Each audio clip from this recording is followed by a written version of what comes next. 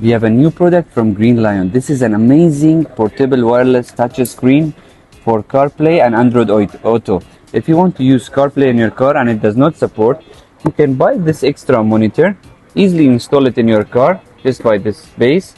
Then you can connect the audio to the speaker of your car. I just connected to this speaker by AUX. You can connect it to the audio system of your car. Then you can easily use your CarPlay. For example, if you want to play music, if you want to see map music,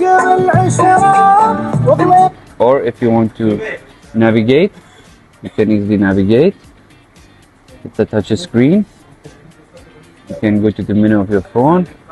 You can receive your WhatsApp navigation, WhatsApp notifications.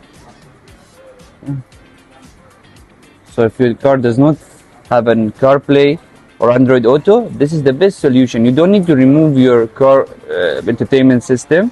Just you need to stick this extra monitor into your car. It comes with a car charger. You get a car charger inside the box to connect it to power this screen.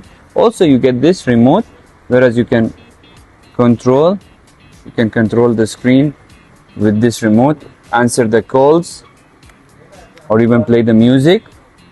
And it comes with this base to stick it in your car.